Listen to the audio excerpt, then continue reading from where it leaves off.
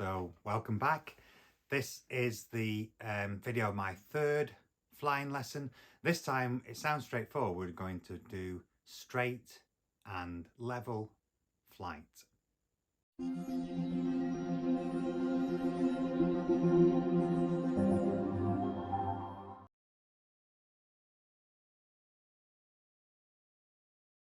So as always, it starts with a pre-briefing in the classroom, and we always start with threat error management, TEM.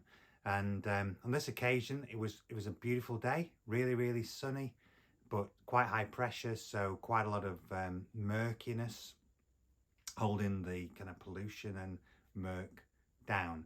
And so there were one or two threats that we identified. So one was that for this flight, it's quite helpful to see a clear horizon. So the horizon, although it was more, it had cleared a little bit over the course of the day because the flight was about 1 o'clock, it was still quite murky. So one of the threats might be that we wouldn't be able to see the horizons clearly. There's also a directional flight bit of this lesson. So picking visual flight rules spot to fly towards might be tricky.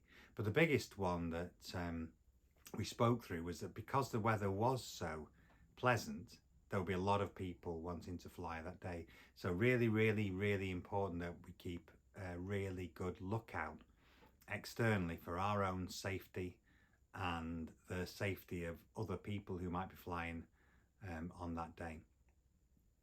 So sort of a waved effect backwards and forwards, scanning the horizon, but also as you come to the middle, just glancing quickly just for 1 or 2 seconds into the cockpit and looking at the instruments that really count. So for me, I was asked, well, what instruments would you think would count? So I would have thought the artificial horizon. Well, no, maybe the speed of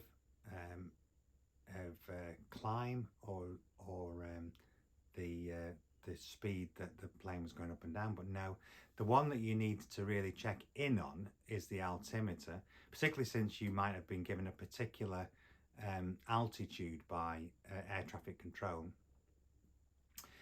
So you need to scan, check, scan just a couple of seconds into the cockpit. The second thing we spoke about was to be positive. So fly the plane, don't let the plane fly you. And we've spoken in the earlier videos about aviate first, fly the plane, stabilize, and then trim. But that's going to be a big factor in this lesson.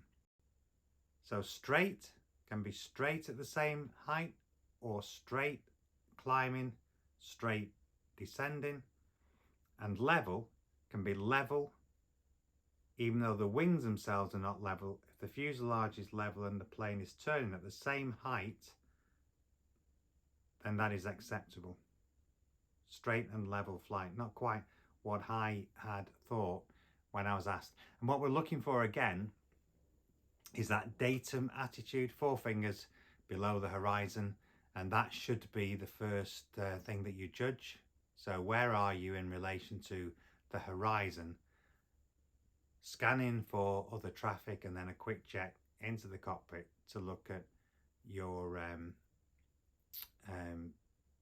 the altimeter, just to double check where you are, because you may not be quite clear whether you are slightly climbing or whether you're losing altitude. The other thing that we did in this lesson was small corrections. So next lesson we'll be doing turning, but for this lesson we did corrections. So if you're flying in a straight line and you just need to correct slightly, so maybe by a few degrees, or maybe if you're flying at a certain height and you've dropped, say, a couple of 100 feet, so you just need to correct slightly up by a couple of 100 feet, then those are corrections, not turns. And so the whole flight really was around checking that stable position.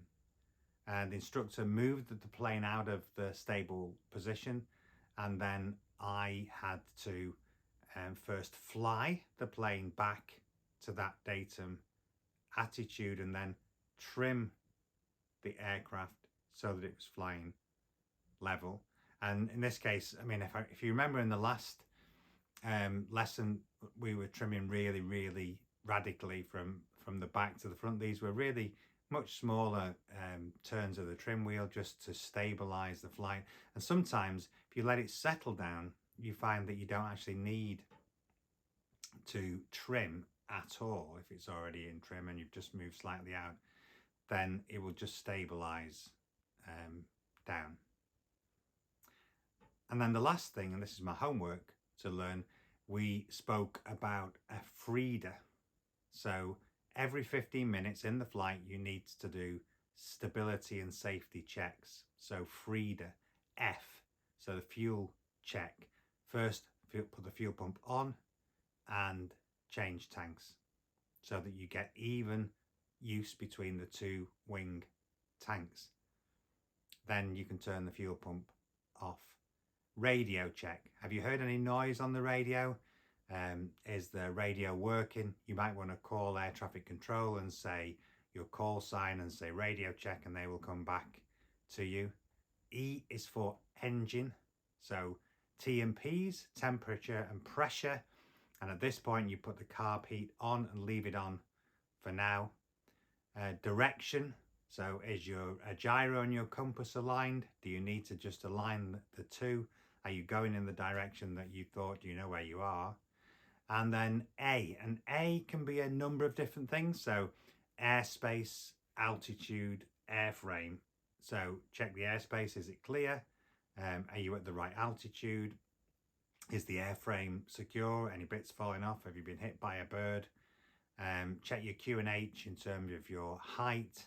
And at that point, you can turn the carb heat off because the FREDA checks are completed until the next time. And you need to think about how you can remind yourself to do those checks every 15 minutes. I think some people use like an alarm clock, a little timer. So it's entirely up to you how you remember to do those checks. So no video again. This time I didn't get my GoPro that I mentioned in the last video until after I did this flight.